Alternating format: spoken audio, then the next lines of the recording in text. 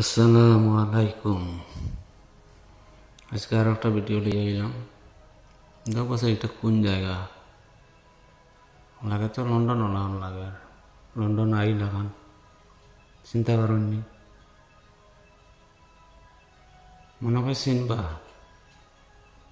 খান্দাবাদি গেলে একটা লাইক দিয়া যাইবা, একটা কমেন্ট করবা, করা যাইব নি?